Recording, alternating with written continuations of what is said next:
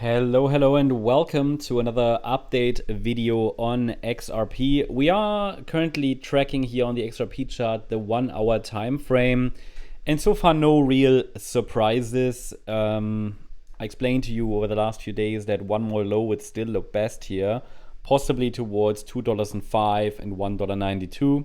That's the area between the 61.8 retracement and the 50% retracement. And in this area, the market might try to find a low. There is an additional level in this area, which is particularly important. It is the 100% Fibonacci extension. That's at $1.98. And that level is very, very important because it is the level where the bulls could show up and basically show up and generate an upside reversal.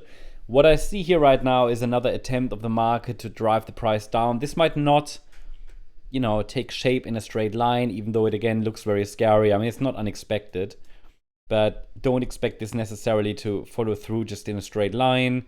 It might be a bit choppy, maybe even this wave 4 extends, But it's possible that wave 5 has started. Usually that requires a break below the wave 3 low to confirm at around $2.15. So basically the idea would be we are here in wave 5, which in itself should be a 5-wave move. So don't be surprised if from exactly this region we now get a bounce like a 1, 2, 3, 4, 5. The resistance area is well defined. It is between $2.28 and $2.33. That's our micro resistance area. And against this resistance zone, the focus can be on lower. We've obviously now moved back from resistance into support. Normally when we are back in support, especially around previous swing lows, I mean, you see it on the chart, typically we get a bit of a reaction here and here. And that's, pretty much here in this area around $2.16 to $2.17. So we'll see if the bulls show up here. You could always get it moved back into resistance and the bears can try again. What wouldn't be great from a bearish point of view, let's say short-term bearish, is if the bulls can take the price above $2.33. I mean, that's just a pivot here. This would be a signal. But the thing is, with the structure that we have seen so far, especially from the 4th of November low, I just don't have a very clear bottoming structure. There isn't the one low that created a meaningful, let's say, structure to the upside afterwards. It's not that we have any impulsive movements to the upside. We don't. The move up doesn't look impulsive. It looks very, very messy actually, and it looks like a 3-wave move up. And for those of you who are not so familiar with Elliott Wave, if we only have 3-wave movements from a low, then this is not giving us the confirmation we need to say that a low is in. So because there is only a 3-wave move up, any move up from here can only turn into a larger 3-wave move, or maybe a diagonal pattern, but I don't want to get too complicated here.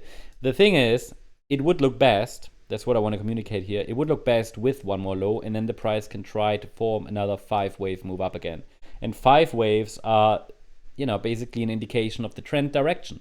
We need a 5-wave move up for an indication that the bulls are starting to take the lead.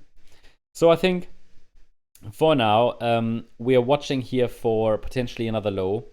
The resistance area is clear, 228 to 233, and the pressure remains downward until the bulls can take the price above that pivot. Above this 233 level, we have 252 as next resistance, and then the area between 269 and 283 as next larger resistance zone above. And this is really the meaningful one that needs to be broken to unlock higher prices. This is the meaningful one. Anything down here is just, I mean, if we break above the first micro resistance area, well, nice, but is it really gonna, cut it? Is it really a breakout signal? I don't think so. We really need to break above that huge red zone above.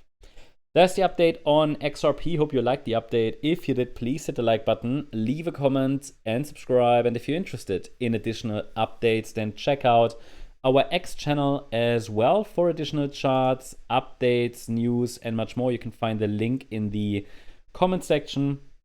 There are a lot of additional updates that you can find there. So check it out. Thanks so much. Bye-bye.